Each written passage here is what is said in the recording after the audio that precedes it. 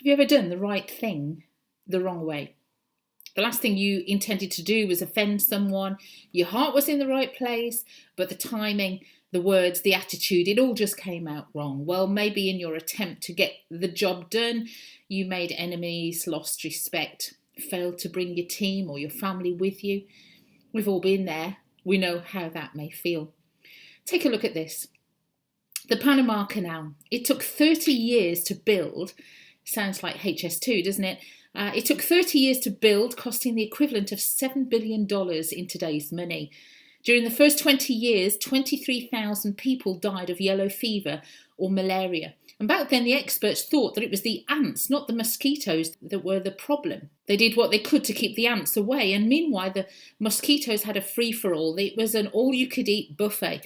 But eventually they realised it wasn't the ants at all that was causing the problem, and they started to put the screens up at the windows of the hospitals and the houses, removed the stagnant water, and only 3,000 people died in the last 10 years of the project. You can do the right thing the wrong way.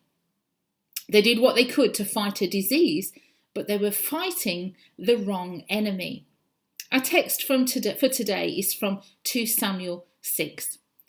Today we're going to get all Indiana Jones. In Spielberg's 1981 movie, if you can remember that far back, or even if you were alive back then, there's this great movie called Raiders of the Lost Ark. Archaeologist Indiana Jones is racing to find the Ark of the Covenant.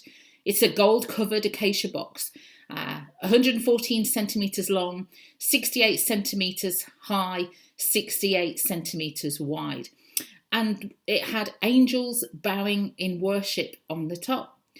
Now, God gave the children of Israel clear instructions on how this should be constructed, what should be in it, its content. It was a bowl of manna, a reminder of God's provision, that they could trust him. Aaron's rod, a reminder of the story of what happened in Numbers 17. Read it at your own leisure. And it was a time where God was wanting Israel to remember that he wanted to be with them. And he invited his people to meet with him, to come near to him, to do life with him, to worship him. And then he also asked that in this box would be placed a copy of the 10 Commandments, 2 tablets, a reminder to them to draw near to him with obedient hearts. And he made it very clear that it should only be carried by 4 men from the tribe of Levi, priests, who had to carry it on poles and not to touch it. And its place within the community was that it would be in the tabernacle, it would go with them, ahead of them, wherever they went, that it would be central, that it would be pivotal to who they were and what they were about as a community. It symbolised his presence, his atoning power, his holiness. Now, we all know that God can't be contained in a box. This was simply something to help them, remind them of a story so far, the story of history, God's story so far, their story with God, a visible sign that God's arms were extended, open to them, and that he was with them no matter what. Its presence in the camp impacted their behaviour, their everyday lives. Let me give you perhaps a more up-to-date example of how it was working. I've spent a lot of time on the M40, the M5, the M42 in recent years, getting to church from Hook Norton, and every now and then, for no apparent reason at all, it would seem, all the cars start to slow down. It's funny, isn't it, how we all start driving different when a police car's near. We even drive below the speed limit for a change, or at least until we've worked out whether it's just another traffic management patrol car. Even the presence of a car, just a police car, reminds us that there is a speed limit for our safety, and we'd be wise to follow it. Not easy when you've got an open road, a heavy right foot, and somewhere to be. I've come to realise that having a clear awareness that God is with me through his Holy Spirit at home, in the office, at school, in the car, walking the dog, wherever I am, and no matter who I'm with, has transformed the impact on my choices, my habits, how I react, Doesn't happen all the time. I'm not perfect, don't get me wrong, but it certainly has an impact on the things that I say, the things that I do, how I live, how I treat people, because I want to honour him. He sees. Finding that box may be of archaeological importance for the real kind of Indiana Jones today. But it's more important that you and I find and draw near to the one true, all-powerful, all-present God that it symbolises, and who promises to be with you 24/7, whether you've realised it yet or not. Jump forward in time. King David kicks the Philistines out of Jerusalem. The Ark of the Covenant has been parked up, actually, for safekeeping at a guy called Abinadab's house. And David wants to do the right thing. You read it in Psalm 132. He wants to see the presence of God, the Ark of the Covenant, back in Jerusalem, back in the heart of Israel. Nothing wrong with his motives, nothing wrong with his initiative. It's the right thing to do. But the problem is, in our story today, he goes about it in the wrong way. David makes a massive parade of this. 30,000 people are on the streets. All the men of Israel are out making a big to-do of this. He's the star of the show. He's going to make it happen. There's no Levite priest. There's no poles. He's just doing his best. He's using what he felt was the best modern Philistine technology, and he plonks the ark on a cart. And when the oxen stumble and the cart tips, Uzzah, Abinadab's son, who's guarded this box for the last 30 years, reaches out to steady the ark, touches it, and instantly dies. That sounds a bit harsh, doesn't it? What kind of God is this? This is really harsh. But bottom line is they do the right thing the wrong way.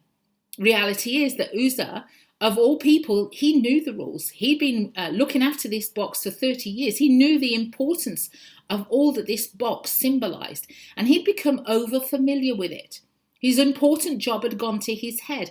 Uzzah was dead on the inside, if you like, long before he was dead on the out. The moment he touched the ark was just the tip of the iceberg. He's been drifting in his heart attitude and his self-importance for years. His death, if you like, had been in the making for quite a while. Why? Because he'd relegated God to a box, time and time again. Let's not do that, church. It's so easy for us to fall into the same trap. You and I have a wonderful God-given responsibility to carry the presence of Jesus, to carry his important message of presence, of hope to our world today. It's an important job. Don't let that cause you to drift into self-importance, but let me remind you that the end doesn't justify the means. Let's be determined never to relegate God to a bit of religiosity by boxing him to a Sunday service or a Zoom room or a YouTube talk even. Thinking like Uzzah did, that I've got you, God. I've got this, God. Unlike David, there was no heart in Uzzah's dance. In his mind, God was riding on this little cart. And when God is about to fall, he reaches out to catch God. I've got you, God. Folks, you don't need a God you have to catch or control. You need a God who can catch you when you reach out to him. A God who can hold you and keep you from falling. That is the God that I'm learning to love and grow in and serve and understand. Folks, in that cart toppling moment, the party was over for David, or at least he thought it was. God suddenly got real again and close again. This time he dumps the ark with a guy called Obed-Edom. And he spits his dummy out. He's confused. He gets angry with God. How harsh could this God be? I'm trying to do the right thing. But unlike Uzzah, this new king makes his mistakes, catches himself in his own subtle drift away from God. And he realises he's done the right thing. He'd got all the right motivation and the right intention, but he'd gone the wrong way about it. After 3 months, news gets back to David that this family doing the right thing, the right way, were honouring God and are experiencing miraculous blessing from God. And here's the thing we get to learn from David today. God can handle your temporary moments, your reactions, your glitches, your temporary outbursts, whether they're fear or emotion driven. He's big enough to hold you, even when you're frustrated, confused, hurting, feeling stuck, whatever that is for you today. You know, David has taken time out to think. He revisits Exodus and God's instructions for the ark, and he makes a genuine, to the letter offering to God to atone for the mess, the mistakes he's made, and the sin of all the removals crew that were involved that day. This time he's dumped the cart, he's taking no chances, and he's got 4 Levite priests complete with poles with him, and he doesn't just do the right thing the right way even this time, he does it God's way. You know, from the very start, all through history, God says that there is a price to be paid for what we do. But instead of us copying it, the substitute gets it. In David's day, the sub was a spotless animal. What a precursor to the cross. The day Jesus, God's spotless, pure, sinless, and only Son, would hang on a tree. The ultimate once and for all sacrifice, where the sin, the mess ups, and the mistakes of the whole world, not just a few fellas around a box, are dealt with. Where our importance, our self-importance, I've got you, God, I understand you, I don't really need you. You know, I'll turn to you if I think you exist. I'll chat to you when I want to. I've got this kind of attitude that belittles and relegates God to an optional extra or religious activity bolt onto life and says, I don't need you, God. That attitude is highlighted and addressed in the cross. It's where the dirt of our sin, past, present and future, that's created a barrier between us and a clean, pure, holy God is washed clean.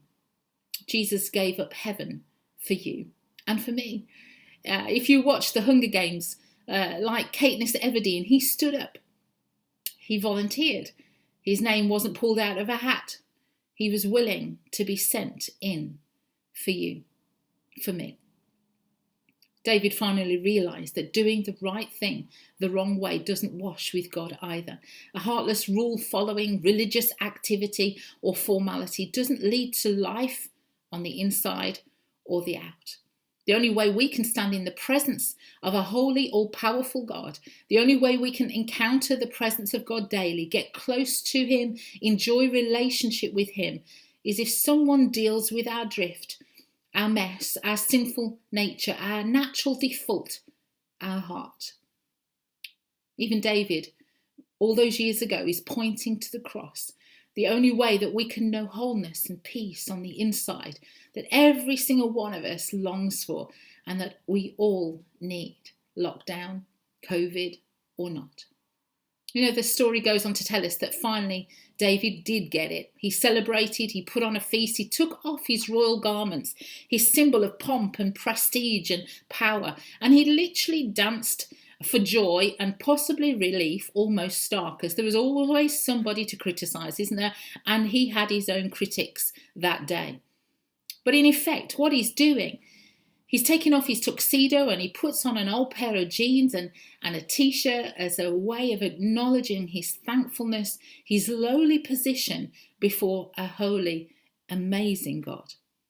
He humbles himself because he's realised that he's just the king with a little k, and that the King of all king was present. God had interrupted his plans, his schedule, and he'd been subbed. The slate was wiped clean. He'd been given a fresh start. I wonder today, folks listening, whether you are a Christian or not, what are you doing with Jesus today? He is present. He is with you wherever you go. You can't relegate him to a box or a service or some bit of religious activity every now and then. Will you let him pass by? Or will you humbly own up to the fact that you need him too? You need him to be present in your life today. Will you realise today that all the religious activity, the outward appearances really don't wash? And that you need him to hold you, to cleanse you, to make you healthy on the inside as well as the out, and breathe fresh purpose into your life. A good life in heaven may be the right thing to aim for, but you're going about it all the wrong way. There is only one way to heaven, and that is through the cross, the person of Jesus Christ. God longs to get your attention today. He doesn't just come to interrupt your day or schedule. He comes to radically turn your life upside down. Or maybe that's the right way up. Like David, perhaps you've had all the right intentions, but you've made mistakes. You're carrying your own set of regrets and missed opportunities. Perhaps you've just been on a slow drift like Uzzah. Don't let that stop you. Whatever your drift is today, whatever your failure feels like today, don't let it stop you. Take time to reflect. Take time to pause. None of us gets things right first time. Life's messy, but God offers us too the opportunity to pause, to focus and reset. I use WD-40 for loads of stuff around the house. If it squeaks, there's no escape. If I could put it on my knees, I'd put it on my knees. I'm there in a flash with this little blue, yellow and red can with a little straw to boot. When I was at Bible college, it was the only thing that would keep my old Astra's alternator alive. Do you know why it's called WD-40? Because to come up with this little anti-corrosion spray, the chemist Norm Larson failed 39 times. He kept trying, kept mixing, and eventually water displacement, WD, was perfected on the 40th try. Let me encourage you today. It may take 40 times and then 40 times more, but don't give up. Keep showing up. It's not your religiosity, your ability, your goal or your perfection that counts. It's all about the ability of Jesus, his good goals for your life, his perfection offered as a living sacrifice, his life for yours that counts for all eternity. And finally, the likes of Indiana Jones will never find its true worth if all they're looking for is a box. God has never restricted himself to a box. And his message of hope, the good news, isn't carried on a cart or poles. It's carried on your shoulders, Christian, and mine. It's carried on the shoulders of people. You and I, Christian, carry the name, the presence, the power of Jesus into our families, our neighbourhoods, offices, schools, sports teams, wherever. And he will give you the strength and the grace to carry it well. Today, wherever you go, he goes ahead of you, he goes with you, and he will help you to do the right thing, the right way, and even his way.